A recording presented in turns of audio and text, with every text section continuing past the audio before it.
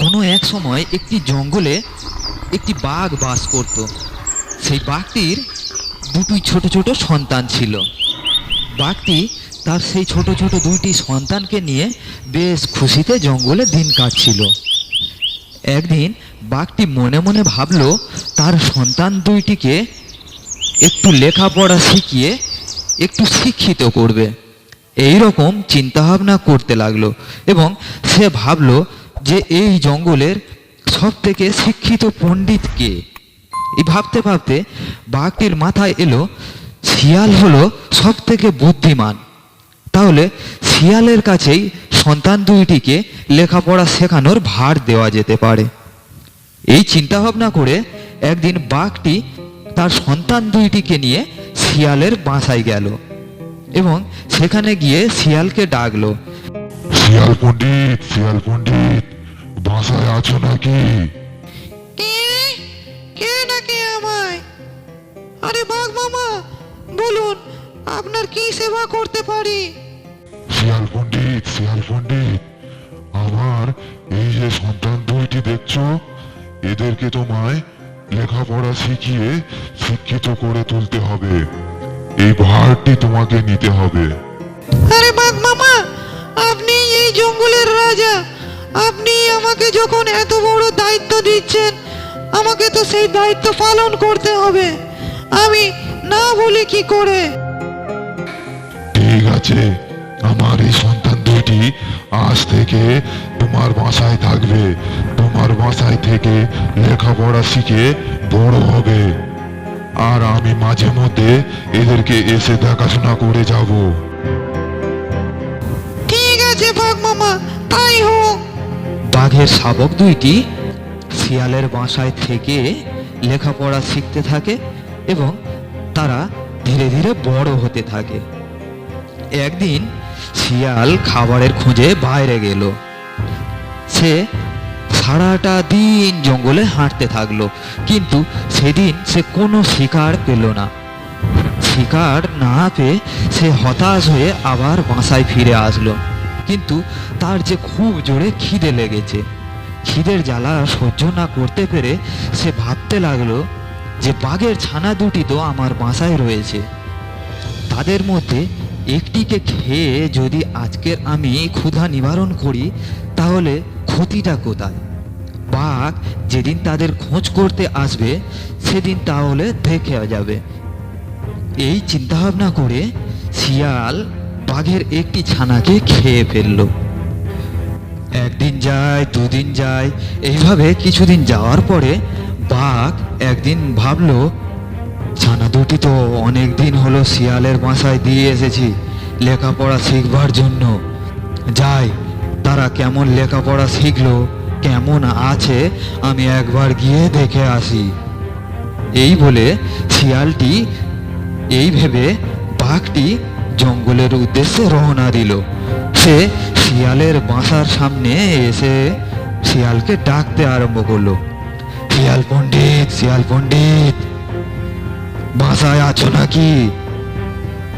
বাঘ মামা, বলুন কি খবর? আরে না না, তেমন কিচ্ছু না, আমার ছানা দুটো কেমন আছে তাই একবার দেখতে এলাম। ও, আপনার ছানা দুটো, তারা বেশ ভালো আছে, দিব্যি আছে। ওরা তো লেখাপড়ায় খুব ভালো, বেশ বুদ্ধিমানও। আচ্ছা, আপনি একটু দাঁড়ান, আমি ওদেরকে ডেকে নিয়ে আসি। এই বলে শিয়াল বাঘের ছানা দুটিকে বাইরে আনলো এবং বাঘকে দেখালো। ছানা দুটি দেখে বাঘের খুব ভালো লাগলো। সে তখন বলল, বাহ শিয়াল পণ্ডিত, খুব ভালো, খুব ভালো, তুমি ওদেরকে ভালো করে লেখাপড়া শেখাও। ওদেরকে দেখে আমি খুব খুশি হয়েছি, আমার মন ভরে গেছে। তুমি ওদেরকে মানুষ করো, আরো ভালো করে লেখাপড়া শেখাও, ঠিক আছে? আমি আজ তাহলে আসি। এই বলে বাঘ আবার জঙ্গলের দিকে চলে গেল। দু একদিন পরে বাঘটি আবার শিয়ালের বাসায় এসে ডাকতে লাগলো, শিয়াল পণ্ডিত, শিয়াল পণ্ডিত, বাড়ি আছো নাকি? কে কে ডাকে? ও বাঘ মামা, ভালো আছেন? তা বলুন কি মনে করে? কিছু না, আমার ছানা দুটি কেমন আছে তাই দেখতে এলাম। ও আচ্ছা, তারা তো বেশ ভালো আছে, তারা মন দিয়ে লেখাপড়া করছে। আচ্ছা ঠিক আছে, আপনি এখানে দাঁড়ান, আমি ওদেরকে নিয়ে আসছি। এই বলে শিয়াল বাঘের একটি ছানাকে বাইরে নিয়ে এলো। আরে, তুমি একটি ছানাকে নিয়ে এলে যে, আর একটা ছানা কোথায়? আর একটা ছানা, সে একটু লেখাপড়া করছে, হাতের কাজ আছে, তাই সে আসতে পারেনি। আচ্ছা, আমি তাকে নিয়ে আসছি এখনই। এই বলে শিয়াল সেই ছানাটিকে আবার গর্তের ভিতরে নিয়ে গেল এবং পুনরায় সে সেই ছানাটিকে আবার বাইরে নিয়ে এলো এবং বাঘকে দেখালো। দেখুন বাঘ মামা, এই দ্বিতীয় ছানাটি। একটি ছানাকে দুবার দেখালো এবং বাঘটি মনে মনে ভাবলো যে তার দুটো ছানাই ঠিক আছে, দুটো ছানাকেই সে দেখিয়েছে। এই ভেবে বাঘটি বলতে লাগলো, বাহ বাহ শিয়াল পণ্ডিত, সন্তান দুইটিকে তুমি ভালো করে মানুষ করো, আমি আবার পরে আসবো, আজ আমি আসি। এই বলে বাঘটি আবার জঙ্গলের দিকে চলে গেল। একদিন যায়, দুদিন যায়, আবার একদিন শিয়াল যখন শিকার করতে পারলো না, সে বাঘের দ্বিতীয় ছানাটিকেও খেয়ে ফেললো। বাঘের ছানা দুটিকে খেয়ে ফেলে শিয়াল মনে মনে ভাবতে লাগলো, বাঘ যদি তার ছানা দুটির খোঁজ করতে আসে তখন আমি বাঘকে কি উত্তর দেব। যেমনই ভাবা তেমনই গর্তের বাইরে এসে শুনতে পেল বাঘের আওয়াজ। বাঘ তাকে ডাকছে, শিয়াল পণ্ডিত, শিয়াল পণ্ডিত, বাসায় আছো নাকি? বাঘের আওয়াজে ভয়ে শিয়াল আর কোনো উত্তর দিতে চায় না, সে কোনো উত্তরই দিল না।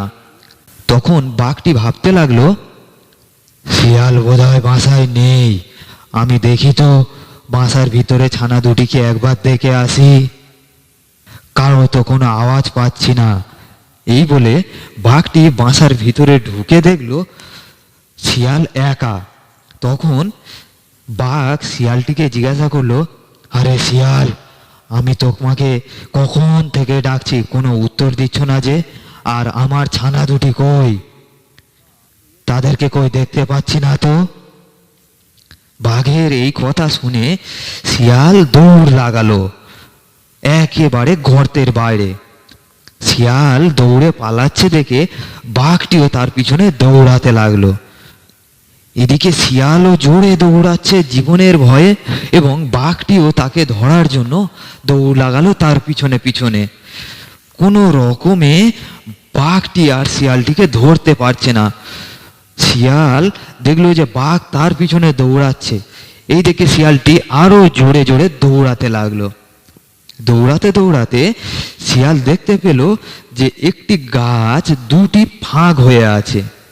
শিয়াল কোনো রকমে গাছের সেই ফাঁক দিয়ে গলে গেল এবং বাঘটি যেহেতু শিয়ালের থেকে চেহারায় অনেকটা বড়, সে সেই ফাঁক দিয়ে গলতে গিয়েও আটকে গেল।